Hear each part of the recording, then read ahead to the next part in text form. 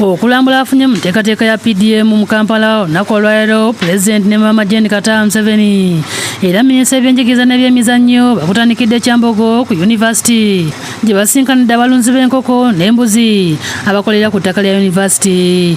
Lilian Mbabazi annyonnyodde nti faamu eno yagitandika n'akakadde kamu okuva mu nteekateeka ya PDM ng'ezze okula okutuuka w'eri. Ali bubi wa COVID yali etuyiseemu naye olw'enteekateeka y'omuzeeyi saawa zino tuli basanyufu olw'ensonga abaana kati basoma tusobola okufuna ekyokulya n'ekyokunywa era byonna tubyebaliza His Excellency ne maama.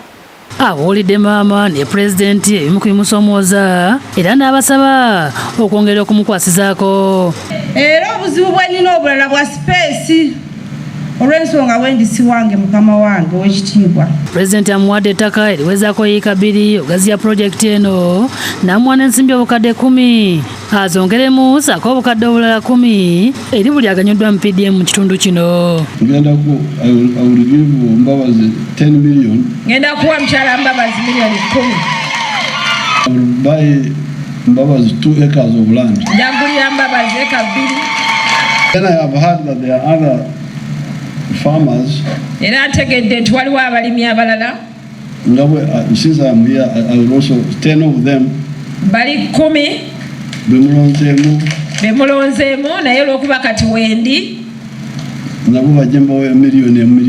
Pulezidenti oluvudde e Kyambogo agenze Mutungo Bbiina gy'asinkanidde ab'ebyalaani abaaganyulwa mu PDM ng'abantu babadde bayitirivu ddala ku nguudo nga yonna bagenze bamwaniriza mu ssanyu.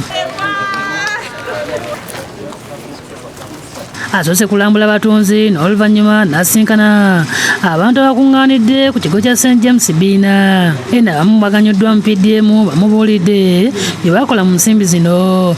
Basente b'ekitundu nga bakulembeddwamu ba NRM okuli Nanyamo Justin ne Kibuuka Adamu basiimye pulezidenti olw'okusitula embeera z'abantu ne bamuwa alipoota y'ebituukiddwako n'ebikyabasoomooza. Twebaza ebirungi byonna by'otukoledde kati ng'ebya PDM wano mu butabike waffe abantu bakoze PDM bulungi nnyo. Muno mubaddemu abafamire y'omugenzi Kasasa ababaliisa akakanja ku ttaka. Mama wange tulina ekizibu kimu, tulina ekizibu ky'ettaka emutungo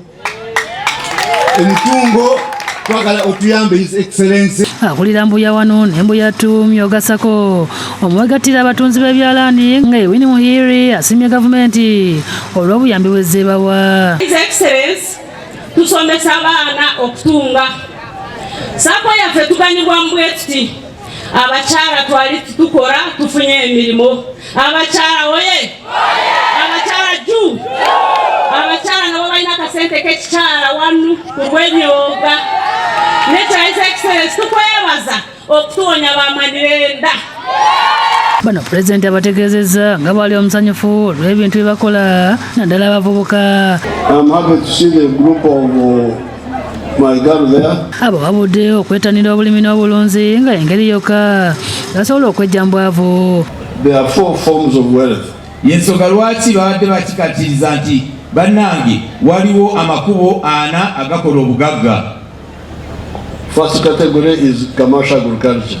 Akabondo akasooka bye bulimi n'obulunzi obwa ssente ng'era mukozesa ekibalo. Abo babudde okutandika okupangisa ettaka okugaziya bakolera era nga bawadde obukadde 10 okubayambako.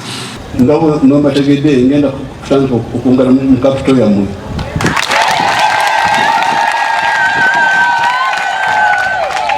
Ngenda kuteeka miliyoni 10. Basente bawadde obukadde 12 buli omu zibayambeko okugula tukutuku. Ate muwala wange LC1 ngenda kumufunira tukutuku. Jamani wakweli tukutuku yo miliyoni 12.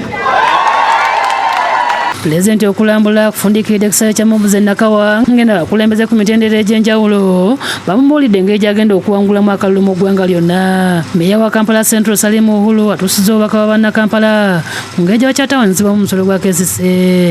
the recent elections that took place yabavubuka sebo your excellency twayera buyezi si Kampala yoka ne walala twayera buyezi era nja kuyoza abavubuka baffe 99% your excellency twawangudde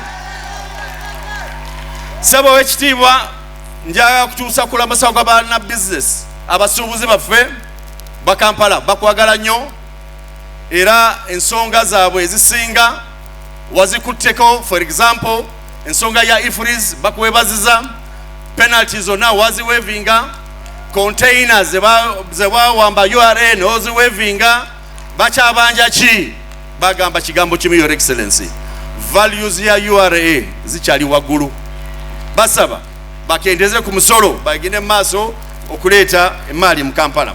Pulezidenti akakasizza nti mu Kampala ne Uganda yonna ebyokwerinda binywevu era teryayinza kutabangula mirembe nga n'obumenyi bw'amateeka obutonotono bwakubulinnya ku nfeete, n'akasa nti yamaze dde okwogezeganya ne Ssiga Eddamuzi obutaddamu kuzibiikiriza misango gino. And I can assure you, nobody can bring war here. Era njagala kati kubakakasa teri alireeta lutalo wano.